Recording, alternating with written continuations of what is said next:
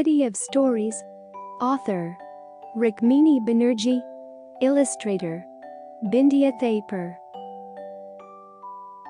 There was once a little girl who lived in one of the biggest and busiest cities in the world.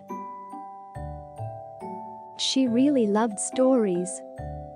But everyone she knew was too busy to tell her stories. Her mother said, "I have to finish my work." Her father said, "I am reading the newspaper." Her brother said, "Can't you see I am playing cricket?" Her neighbor said, "I have to go to the market to buy things." Her teacher said, "First, let us do sums." Everyone was very busy. Everyone was always behind time. Many people were always tired and irritated and certainly had no time at all for stories. One day Didi came to the little girl's school. Didi was not a teacher, and she was not a student. She was older than the children and she was younger than the teachers. She had warm eyes and a soft smile. She was a friend of the children, and she was a friend of the teachers. The little girl wondered if Didi knew any stories. She went up to Didi shyly. "Do you have a few minutes? Can you tell me a story?" Didi looked at the little girl very seriously. "Of course," she said. "I can tell you a story." "What kind of story would you like?" The little girl's eyes grew big with anticipation. "Can you tell me a story about a lion?" Didi sat down in the veranda of the school and started telling the little girl a story about a small lion who was lost in the jungle. The little girl sat still and listened intently. Didi's story was so vivid that she could feel the wind through the branches of the huge trees in the jungle, the soft swaying sounds of the tall grass, and the velvety fur of the small cub. The little girl's friends who were playing nearby came to find out what Didi was saying. Soon, they were absorbed in the tale too. Before long, the little girl's entire class was around them, listening and imagining, and demanding more stories. The little girl, her friends and the teachers soon found out that Didi knew lots and lots of stories.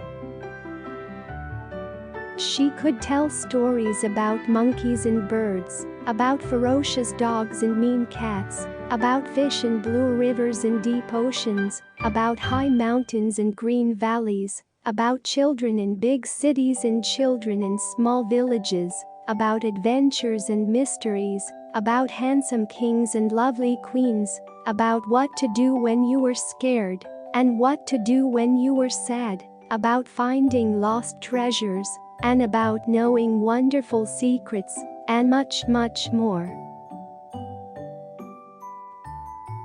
Every day the little girl and her friend sat with Didi. Children from other classes came. The teachers of the school came.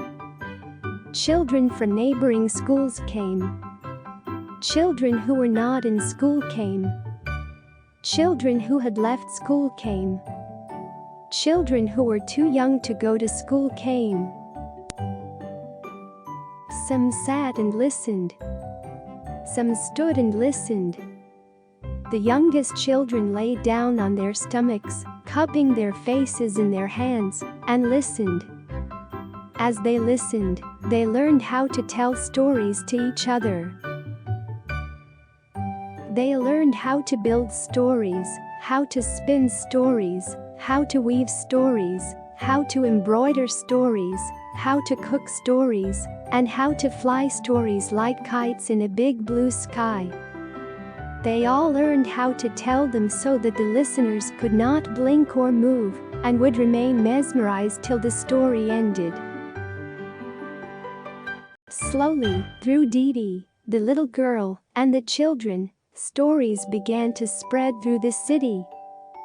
People began to tell stories and people began to listen to stories. Mothers stopped work, fathers put away newspapers, and teachers put aside the arithmetic textbooks. Neighbors did not go shopping. They began to tell stories. The big brothers stopped playing cricket, and the little sisters stopped skipping rope.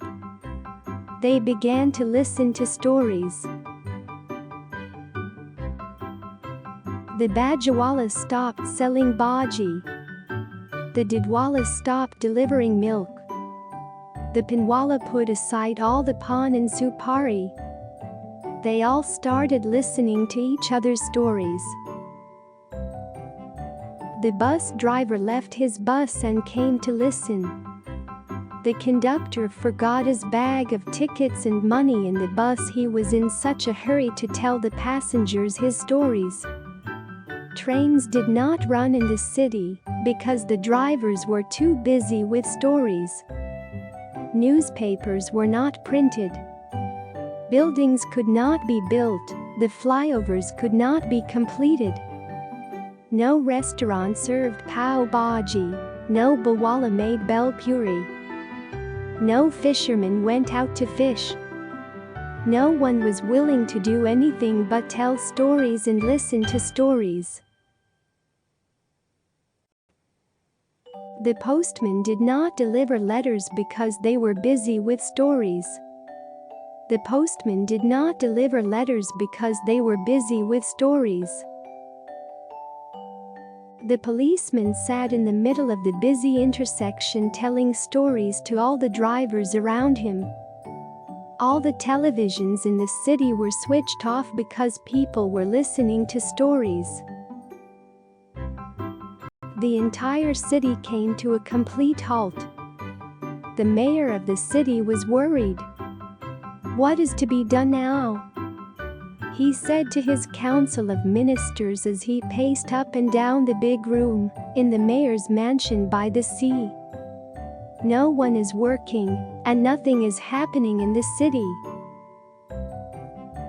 The council of ministers worked feverishly making plans and strategies. But nothing worked, no one listened. Finally, Didi and the little girl were summoned to the mayor's mansion by the sea. The council of ministers had been told that these two had flooded the city with an ocean of stories. The little girl looked very little in the large room with high ceilings and tall pillars. She held on to Didi's hand tightly. Didi too looked small, surrounded by the fat and tall men and women of the council of ministers. No one smiled. Everyone looked at them with frowns and scowls.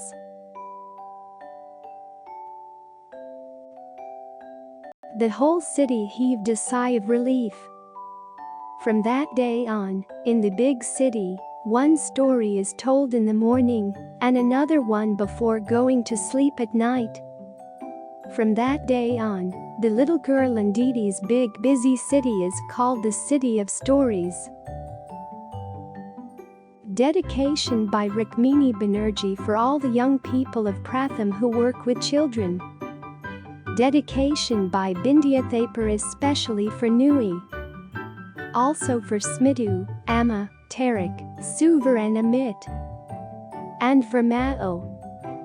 Acknowledgements by Bindia Thapar for Manisha, Sampurna and Rinki, for waiting and believing.